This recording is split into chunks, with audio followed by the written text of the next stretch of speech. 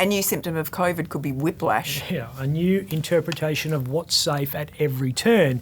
Infection figures which used to mean panic stations are now no biggie.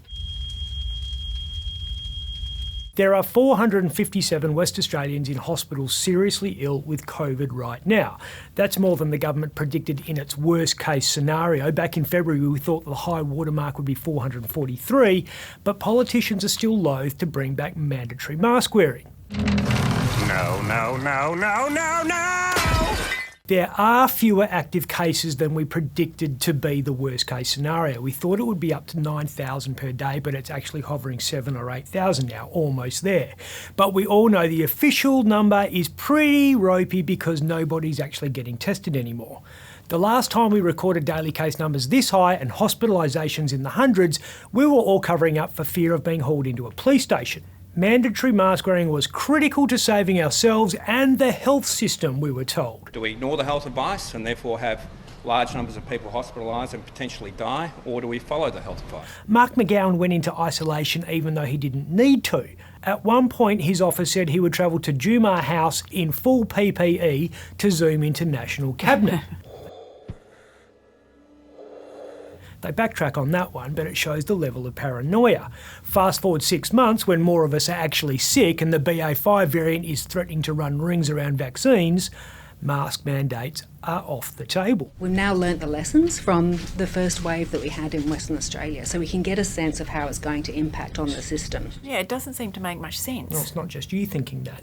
Victoria's Chief Health Officer wants masks mandated immediately for everyone indoors, at schools, bars, restaurants, as it used to be. He reckons the outlook's so dire, people should work from home until the end of August. Just when I thought I was out, they pulled me back in. Ben Harvey said masks would, and I quote, directly reduce the number of hospitalisations and deaths from COVID-19. Harvey gave that advice 2 weeks ago when 592 Victorians were in hospital with COVID. Victoria's Greenhorn Health Minister, Mary Ann Thomas, rejected that advice, said mandates were not the most effective way of promoting greater use of masks. Don't really know a more effective way than making it law, but anyway. I am the law! The upshot was, by Tuesday, there were no longer 592 Victorians in hospital with the virus, there were 897. Tuesday, coincidentally, was also the day that Federal Health Minister Mark Butler and Chief Medical Officer Paul Kelly urged more of us to wear masks indoors and work from home. Dr. Kelly described the winter epidemic as a significant new threat. And now Anthony Albanese has called for everyone to wear masks whenever and wherever possible. Because Australia's just recorded more than 53,000 new cases, there are 5,357 people in hospital and 90 people have just died. That's the highest daily toll since January. Well, Elbow wants MPs to wear masks in Parliament from next week. But he can't enforce mandates outside there because it's up to the states. And the states, including WA, are refusing to budge because they know nobody likes wearing masks. I'm sorry you've never seen me before. I must shock you. Masks suck. Yep.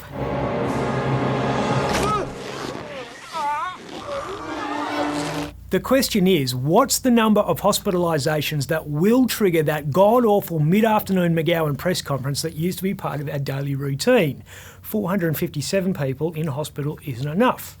What about 700? 1,000? Well, the trigger might be health workers going on strike. Yeah, you watch people reaching for the N95s when they realise there'll be nobody there to intubate them if they get really crook. Remember when COVID first hit? Now, doctors and nurses were the rock stars of the public service. People were high-fiving them in the street and giving them free coffees and muffins because they were our guardian angels. They had our backs. Not anymore. They were there for us when we didn't have any COVID cases in WA, but now we're actually sick. They're talking about going out on strike. Yeah, we both know they're not going to walk off the job. Well, we both know that because we're cynical after watching 25 years of industrial relations activity in this country. But there are a lot of people out there who would be convinced that nurses and orderlies and whatnot could walk out of their wards. About 300 union members had a stop work meeting outside RPH today, that's Wednesday, organised by the United Workers Union, and mostly UNU and Health Service Union members were there, but there were also fireys, cops and prison officers. They talked a big game about pulling out all stops to get a 5% pay rise. But here's the reality of public service pay negotiation when a Labor government is in power. There's a lot of chest thumping and vowing to play hardball, but it's usually choreographed nonsense. You'll hear the government say it's critical for the good of the economy and the budget to keep a lid on recurrent spending to minimise wage rises. Our strong economy has again underpinned our strong financial management. In this case, the government's saying 2.75% per year for 2 years. And it is very important for that to happen. And you'll hear the unions say their members are falling behind because real wages, that's your wage growth minus inflation, are going backwards. 2.75% doesn't touch the sides at the moment, which it doesn't. The unions will say we need to pay workers more to attract people to the health profession to address the skills crisis, which we do. And you'll hear them say that if the government doesn't come to the table, then frontline workers will walk off the job, which they most certainly will not. It's all part of the theatre. Because the real negotiation isn't taking place on the grass outside a hospital or in the newspaper or on TV bulletins. It's happening quietly behind closed doors between people who know each other very well and are often pretty good friends. The union at the centre of the latest campaign is United Workers. Its secretary is Carolyn Smith. Guess who used to be Carolyn's assistant secretary? Who? Amber Jade Sanderson. They worked together for years. There's a range of claims on the table. We're looking at all of those claims. We'll bargain with them in good faith. Carolyn was until last year president of the WA branch of the Australian Labor Party. Guess who she campaigns for? Mark McGowan has done for a decade.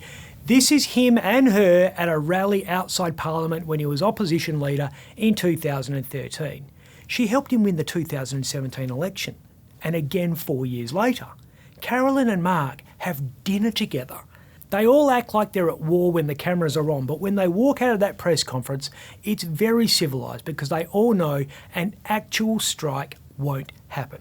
With your love, the one you'll find an enchantment. A strike is the last resort, unless you're a Wolfie, in which case it's the first resort.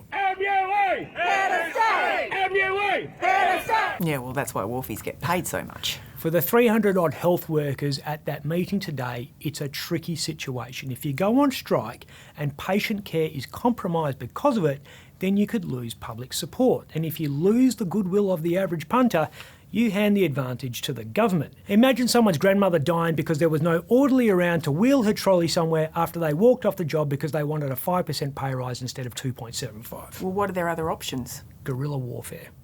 The union starts leaking inside information that embarrasses the government. The nurses and the doctors are particular experts at that. And you start getting inventive. Can you remember when the cops parked their patrol cars in front of the speed traps to warn motorists? Yep. Well, it's that kind of thing. Well, it's just a game of poker, really. You don't need a poker face when you're wearing a mask. No, we can't read my poker face. I'm Ben Harvey. For more update, click the subscribe button below.